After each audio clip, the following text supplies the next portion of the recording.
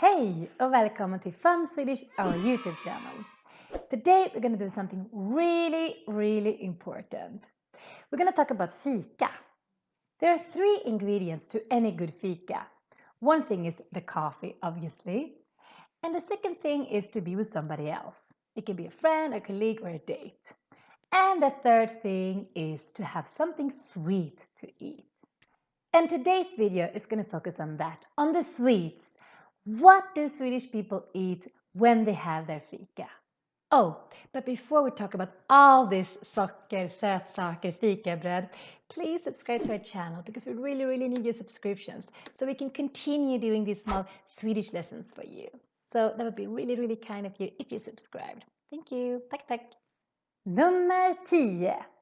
Lussebulle or lussekatt.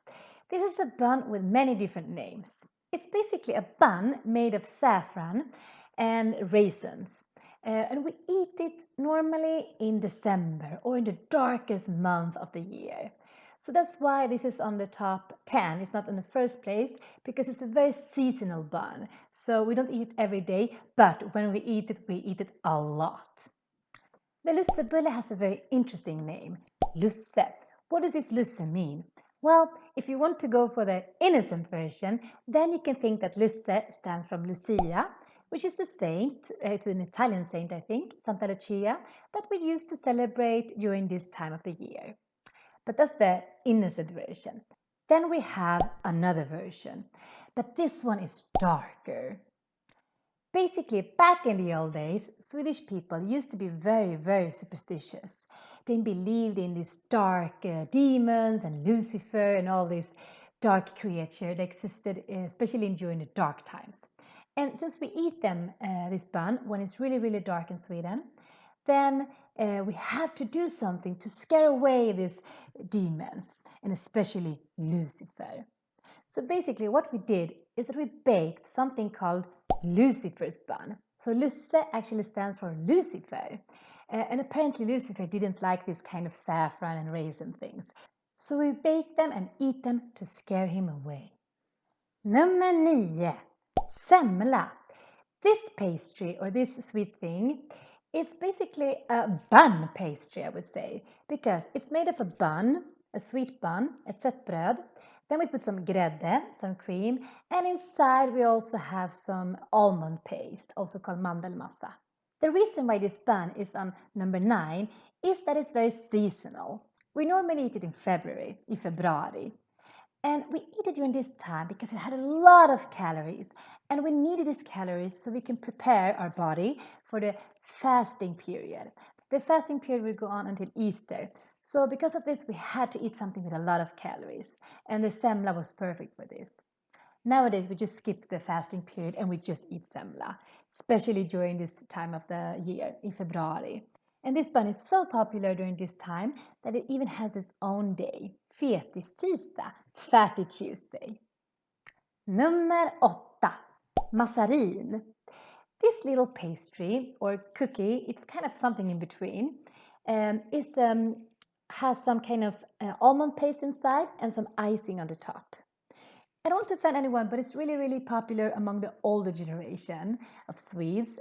Like my dad, he loves the massarin. He only eats massarin all the time.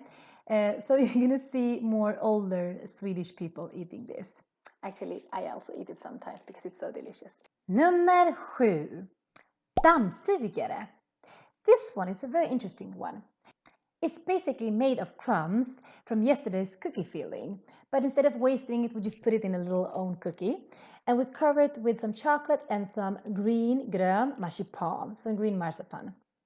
And it has a very special name, damsugere, which also means vacuum cleaner. I guess it looks like one. That's why we put it the same name as the vacuum cleaner. Nummer 6. Prinsesstårta. This one is a cake that you should eat when you're feeling very fabulous. Prinsesstårta is a cake, a big one, covered with a green marzipan and a little pink rose on the top and a lot of cream. This is a cake that is very popular, one of the most popular ones to have on your birthday. En prinsesstårta. Nummer 5. Kladdkaka. This is basically a failed brownie or a failed chocolate cake. I can imagine someone trying to make a brownie, maybe were a bit too impatient, took it out from the oven too fast, which make it a little bit more clippy than it was supposed to be. And they kind of failed, but winged it and said it should be like this. The word kladd in cocka means sticky because it is kind of a sticky chocolate paste. But it's actually more delicious than it sounds. I really recommend you to try it, and it's also very, very easy to make. That's why we really like to make kladdkaka when we have guests at home. It's very popular to do at home. Nummer 4. Kokosboll eller chokladboll. It has different names as well, this one.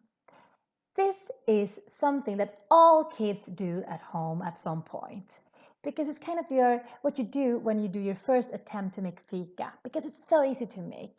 You basically only need choklad eller cacao, chocolate, smör, a lot of butter, lite havregryn, oatmeal, and some lite vatten, and if you want you can put some cuckoos on the top eller pärlsocker, some sugar. And this is something that we eat a lot since it's so easy to make. And if you put cuckoos on the top, then you call it kokosboll. Otherwise, if you put sugar, you call it normally chokladboll in general. All the kids can do this because you don't need to bake it or warm it. It's just to do this and then you have a kokosboll basically. Nummer 3, wienerbröd. This one is sold everywhere and it's very, very popular, especially if you just want to grab some quick fika at your local supermarket, at ICA for example, because they sell it everywhere. It's basically a puff pastry, I think it's called like that, with a yellow cream on the top. Really, really popular when you have a fika. Nummer 2, muffins. This one is not only eaten in Sweden, but we eat it a lot. And if you want to make it a little bit more Swedish, just put some blåbär, some blueberries, and then you have kind of a Swedish version of this muffin. Blåbärsmuffins. Really, really popular. And then we have number 1 on the list, and I'm sure you know what I'm talking about. We have kanelbullen. Kanelbullen is the queen or the king of the Swedish pastry. Kanelbullen is so popular that we have a whole day for this bun, a day where we worship this cinnamon bun. That day is called kanelbullens dag. On this day, we buy more than 7 million cinnamon buns. That's a lot of cinnamon buns. It's actually quite a lot because we only have 10 million inhabitants. So imagine 7 million cinnamon buns sold on this day. And we're not counting of all the buns that we make this day, so only those that we buy. On this day, Swedish people only think about one thing, kanelbullar, cinnamon buns. If you come to Sweden, then you just need to eat a cinnamon bun and kanelbulle. And remember, a Swede would be very, very upset, almost crying, if you say that you don't like cinnamon. And you never, never say no to a cinnamon bun in Sweden. So, now hopefully you can impress Swedish people by all your knowledge of sötsaker, sweet things. Hope you liked this video, and if you did, put a like and subscribe to our channel. And also, we would like to know what is your favorite Swedish pastry. If you can, write it in the comment section below, and we are gonna have a lot of fun reading it and be very, very tempted to go and buy all these pastries. Tack så jättemycket, vi ses nästa vecka. Hej då!